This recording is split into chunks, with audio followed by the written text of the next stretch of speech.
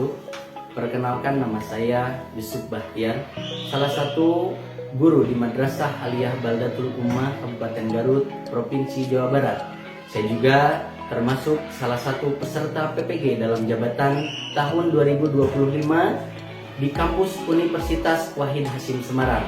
Pada kesempatan kali ini, saya akan melakukan praktek mengajar dengan tema Khulafaur Rasyidin dengan menggunakan pendekatan PBL di kelas 10 dengan nomor induk mahasiswa 24406061801. Selamat menyaksikan. Selamat pagi anak-anak. Baik, Assalamualaikum warahmatullahi wabarakatuh.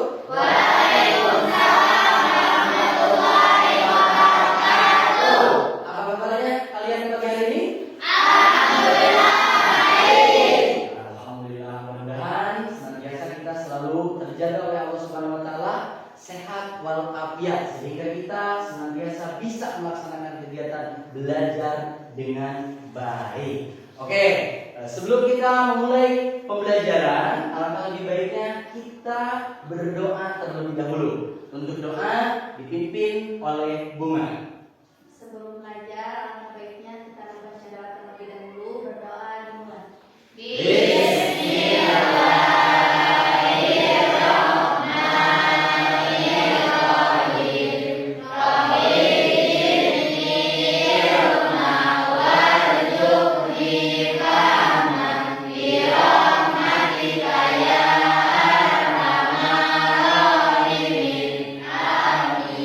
Nasaluka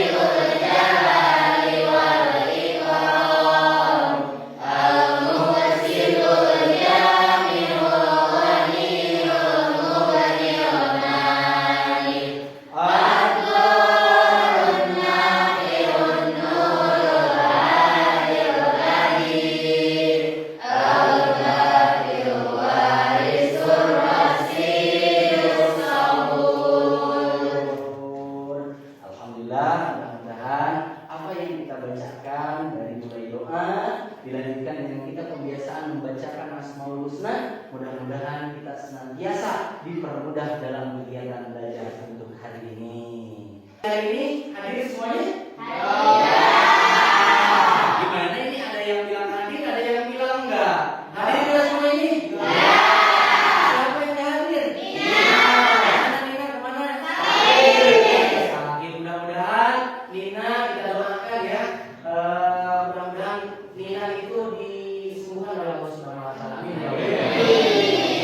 Sebelum mulai materi pada pagi hari ini, Bapak ingin menanyakan atau ingin tahu perasaan kalian masing-masing. Ya, di sini Bapak sudah menyiapkan kertas ya, kertas untuk kalian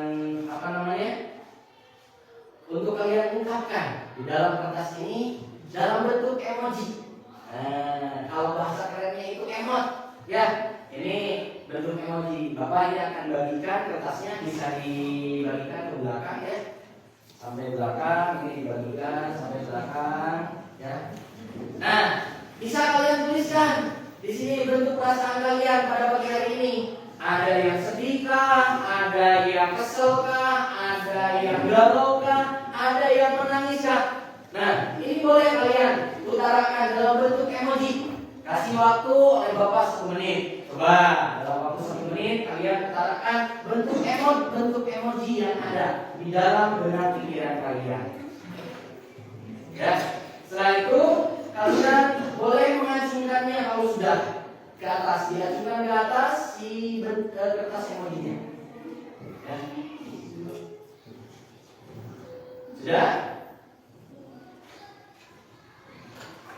Dikasih nama ya, jangan lupa dikasih nama ya. Jangan lupa dikasih nama.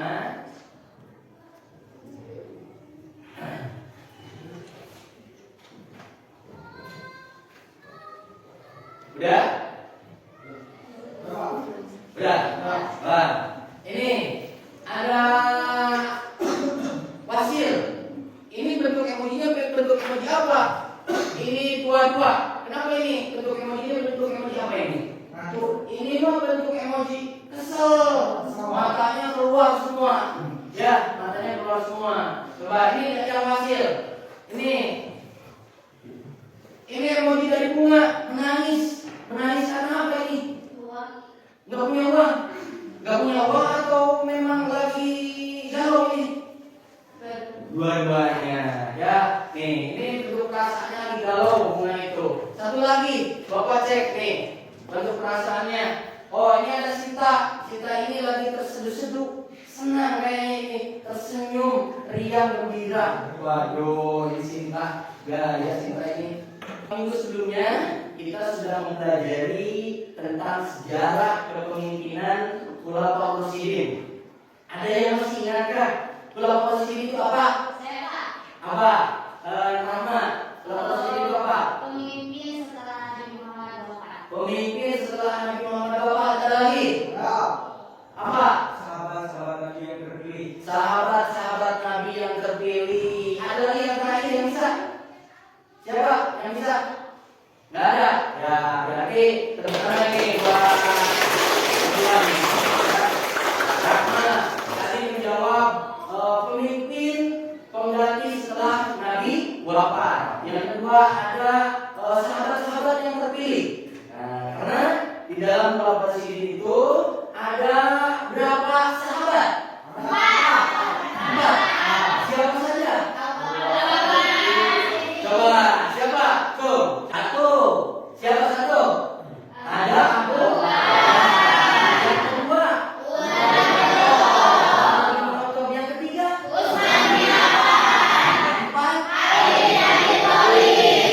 Ada Abu Bakar, ada Umar, ada juga Utsman, ada juga Ali. Itu nyanyiannya. Ya, yang pertama Abu Bakar. Abu Bakar merupakan sahabat Nabi. Yang kedua, Umar juga merupakan sahabat Nabi. Yang ketiga, Utsman juga merupakan sahabat Nabi. Yang keempat adalah Ali bin Abi Thalib. Ya, baiklah. Untuk hari ini kita akan membahas tentang strategi dan substansi dakwah Khulafaur Rasyidin. Bapak di sini akan mengenai substansi dan strategi dakwah para sahabat ini, ya. Kalian boleh amati, cermati, dan nanti kalian analisis, ya. Analisis daripada tiga tersebut. Coba bisa kalian lihat di sini ada strategi dan substansi dakwah Khulafaur Rasyidin, ya. Nah, kalian bisa lihat di sini ada nama-nama Khulafaur Rasyidin. Yang pertama adanya siapa? Abu Bakar. Ya, Abu Bakar As-Siddiq, Umar bin Khattab, Utsman bin Affan, Ali bin Abi Thalib. Nah, kita lihat kebijakan dan strategi Khulafaur Rasyidin. Yang pertama, kebijakan yang diambil oleh Abu Bakar. Apa itu kebijakannya? Yang pertama adalah memerangi para orang-orang nabi-nabi palsu. Ya, ini yang diperangi atau diambil kebijakannya oleh Abu Bakar. Yang kedua adalah pembukuan Al-Quran. Ya, pembukuan Al-Quran. Yang ketiga adalah pembahasan. Nah, ini yang pertama adalah memerangi orang-orang murtad atau nabi-nabi palsu. Karena pada saat itu banyak yang mengaku, ya, yang mengaku setelah wafat itu banyak yang mengaku sebagai nabi palsu. Itu anak-anak, ya. Yang kedua, pembukuan Al-Quran. Kenapa Al-Quran itu harus dibukukan? Karena pada saat itu yang namanya ayat-ayat berceceran. Karena pada zaman Nabi Al-Quran itu diturunkan secara berangsur-angsur. Makanya oleh para sahabat, ya, itu ditulisnya. Ada yang ini datang atau ditulis datang, ya. Ada yang di lafaz Quran, ada juga yang menulisnya apa? Di bebatuan. Itu makanya oleh Abu Bakar ambil kebijakannya dengan pembukuan Al-Quran. Yang ketiga ada perluasan wilayah. Ya, perluasan wilayah itu bukan hanya Madinah saja, tetapi ada juga yang sampai ke beberapa negara di luar Madinah. Nah, ini perluasan wilayahnya supaya apa? Supaya penyebaran Islam itu semakin banyak. Selanjutnya, boleh kita lihat. Yang kedua adalah kebijakan atau strategi-strategi yang dibawa oleh Umar bin Khattab. Coba bisa kalian lihat apa saja nih yang dibawa kebijakan-kebijakannya oleh Umar bin Khattab itu. Yang pertama pengembangan wilayah, yang kedua mengeluarkan undang-undang, dan yang ketiga membagi wilayah. Ya, itu kebijakannya. Dan Umar bin Khattab juga membentuk beberapa dewan. Ya, di sini wilayahnya yang dibawa oleh Umar bin Khattab itu sampai ke pesisir Syria, sampai ke pesisir Palestina, Persia dan Mesir. Ya. Selanjutnya mengatur ketertiban pasar, mengatur ukuran jual beli, mengatur kebersihan pasar. Selanjutnya strategi yang dibawa oleh sahabat Utsman. Nih, kita lihat strategi apa saja yang dibawa oleh Utsman. Yang pertama ada perluasan wilayah, yang kedua ada standarisasi Al-Quran, dan ketiga adalah pengangkatan apa? Pengangkatan pejabat negara. Yang terakhir adalah pembangunan fisik yang dibawa oleh Utsman bin Affan. Nah, sampai perluasan wilayah itu sampai ke Asia, ke pesisir Laut Hitam, Pulau Siprus, Tunisia, Nubia. Nah, ini ada pembangunan fisik yang dibawa oleh Utsman bin Affan. Membangun bendungan, jalan-jalan, membangun jembatan, masjid, dan memperluas masjid Nabawi. Ini yang terakhir adalah strategi dakwah yang dibawa oleh Ali bin Abi Thalib. Kebijakan-kebijakannya yaitu pergantian daripada pejabat tanah dengan pejabat yang baru, penanganan kembali tanah hadiah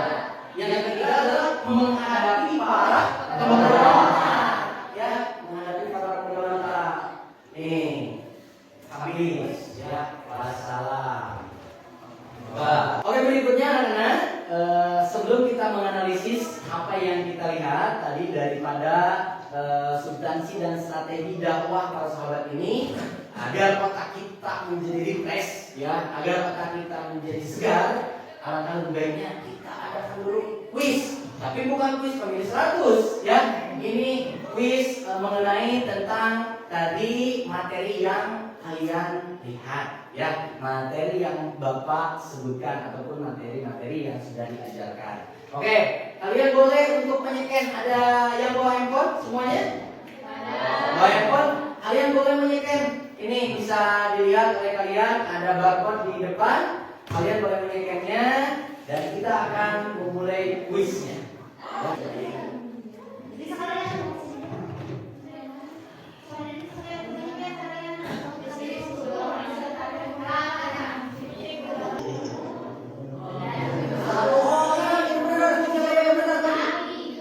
Oh, Neng Rahmat ternyata yang menjawab dengan benar.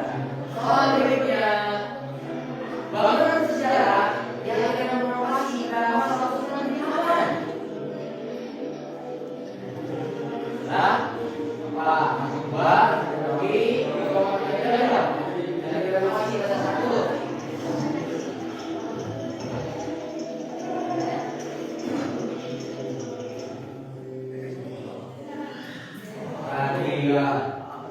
B 12 jawab dengan benar, 2 jawab dengan salah. Pertanyaan terakhir. Nih, siap-siap. Siapa di sini yang masih bertahan?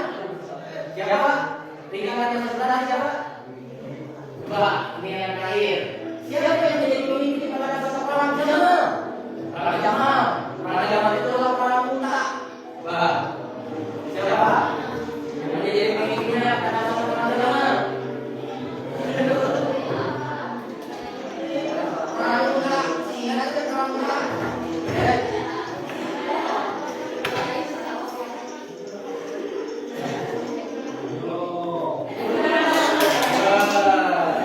Peringkat yang paling atas.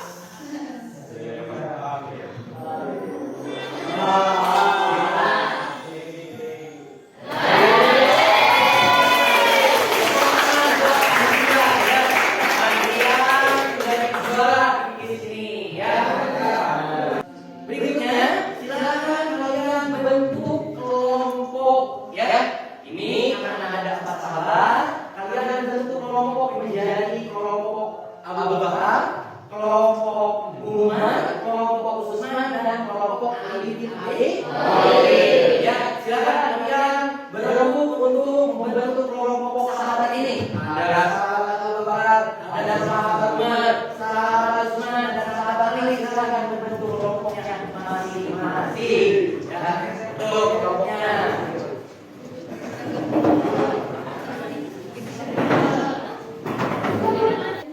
Oke, anak-anak, mana kalian sudah terbentuk jadi kelompok pembabaran? Oh, gitu.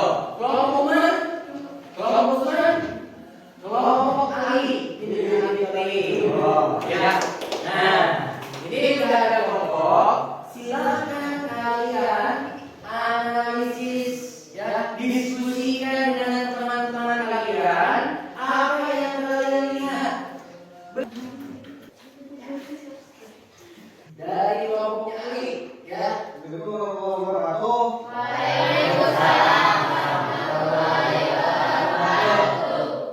akan mempresentasikan kepemimpinan Ali bin Abi Thalib dan masa sekarang.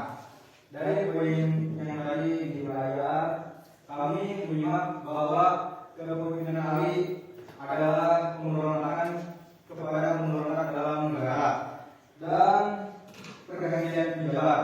Itu dalam strategi Ali, maka ada kesamaan dalam pemerintahan di Indonesia sekarang.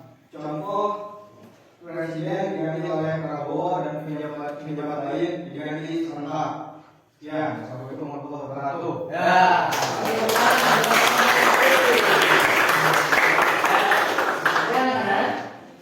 Kita sudah tadi dari berbagai materi, ya, yang sudah kita pelajari strategi tentang transisi dakwah